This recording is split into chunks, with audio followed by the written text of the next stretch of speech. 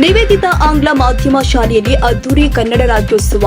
ಕಂಪ್ಲಿ ಪಟ್ಟಣದ ನಿವೇದಿತ ಆಂಗ್ಲ ಮಾಧ್ಯಮ ಶಾಲೆಯಲ್ಲಿ ಕನ್ನಡ ರಾಜ್ಯೋತ್ಸವವನ್ನು ಅತ್ಯಂತ ಭಕ್ತಿ ಭಾವ ಸಡಗರ ಸಂಭ್ರಮದಿಂದ ಆಚರಣೆ ಮಾಡಲಾಗಿದೆ.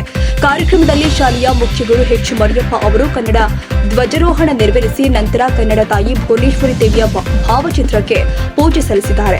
ವಿದ್ಯಾರ್ಥಿಗಳು ಪ್ರದರ್ಶಿಸಿದ ಬಯಲಾಟ, ಸಾಮೂಹಿಕ ನೃತ್ಯಗಳು ಹಾಗೂ ಸಾಂಸ್ಕೃತಿಕ ಕಾರ್ಯಕ್ರಮಗಳು ನೋಡುಗರನ್ನ ಕಣ್ಮನ ಸೆಳೆಯುವಂತಿದ್ವು. ಮುಖ್ಯ ಗುರು ಎಚ್ ಮರಿಯಪ್ಪ ಮಾತನಾಡಿ, ಜಿಪಿ ರಾಜರತ್ನಂ ಅವರ ನುಡಿಗಳನ್ನು ಉಲ್ಲೇಖ ಮಾಡಿ ಕನ್ನಡಿಗರಿಗೆ ತಮ್ಮ ಭಾಷೆ ಬಗ್ಗೆ ಇರುವ ಒಲವು, ಗೌರವ ಮತ್ತು ಬದ್ಧತೆಯನ್ನ ಹೈಲೈಟ್ ಮಾಡಿದ್ರು. ಕನ್ನಡವನ್ನ ಕಟ್ಟುವ ಕೆಲಸ ಕನ್ನಡಿಗರ ಕೈಯಲ್ಲೇ ಇದೆ. ಎಲ್ಲೆಡೆ ಕನ್ನಡ ಬಳಕೆ ಹೆಚ್ಚಳವಾಗಬೇಕು ಅಂತ ಕರೆ ಕೊಟ್ಟಿದ್ದಾರೆ. ಈ ಕಾರ್ಯಕ್ರಮದಲ್ಲಿ ಶಾಲೆಯ ಮುಖ್ಯ ಶಿಕ್ಷಕಿ ಎಂ ಪುಷ್ಪ, ಎಲ್ಲ ಶಿಕ್ಷಕರು, ಶಿಕ್ಷಕಿಯರು, ಸಿಬ್ಬಂದಿ ವರ್ಗ ಹಾಗೂ ವಿದ್ಯಾರ್ಥಿಗಳು ಉಪಸ್ಥಿತರಿದ್ದರು. ನೋಡಿ ನರಕಕ್ಕೆ ಕಳಿಸಿ, ನನ್ನ ನರಕಕ್ಕೆ ಕಳಿಸಿಬಿಡು, ಬಾಯಿ ಒಂದು ಹಾಕಿದ್ರು, ನರಕಕ್ಕೆ ಕಳಿಸಿ ಬಾಯಿ ಒಂದು ಹಾಕಿದ್ರು ಸರ್, ಬಾಯಿನ ಒಂದು ಕೂಡ ಮೂಗಿಲಿ ಮಾತಾಡ್ತಾರೆ ಕನ್ನಡ ಅಂತ ಹೇಳ್ತಾನೆ ರಾಜರತ್ನ.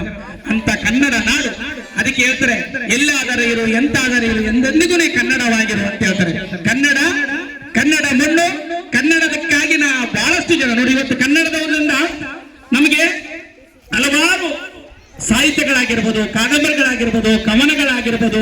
ರಾಷ್ಟ್ರಕವಿ ಕುವೆಂಪು ಹುಟ್ಟಿದ್ದು, ರಾಷ್ಟ್ರಕವಿ ಕುವೆಂಪು ಅವರು, ದಾರಾ ಬೇಂದ್ರೆ ಅವರು, ಚಂದ್ರಶೇಖರ್ ಕಂಬಾರ್ ಅವರು, ಪ್ರತಿಯೊಬ್ಬರು ಇಲ್ಲಿ ಸಾಹಿತಿಗಳಾಗಿರ್ಬೋದು, ವಿಜ್ಞಾನಿಗಳಾಗಿರ್ಬೋದು, ಸರ್ ವಿಶ್ವೇಶ್ವರಯ್ಯ ಆಗಿರ್ಬೋದು, ಪ್ರತಿಯೊಬ್ಬರು ನಮ್ಮ ಕರ್ನಾಟಕದಿಂದ ಮಣ್ಣಿನಿಂದ ಬಂದಿರತಕ್ಕಂಥವ್ರು.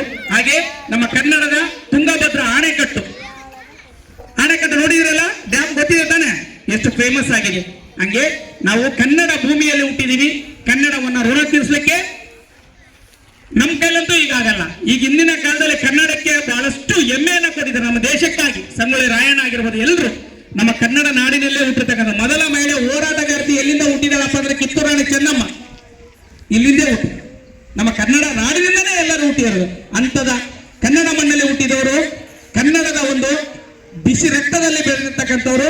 ಹಂಗಾಗಿ ನಮ್ಮ ಕನ್ನಡ ಮಣ್ಣಿಗೆ ನಾವು ಯಾವತ್ತಿಗೆ ಚಿರಋಣಿಯಾಗಿರ್ಬೇಕು. ಕನ್ನಡವನ್ನ ಉಳಿಸ್ಬೇಕು, ಬೆಳೆಸ್ಬೇಕು.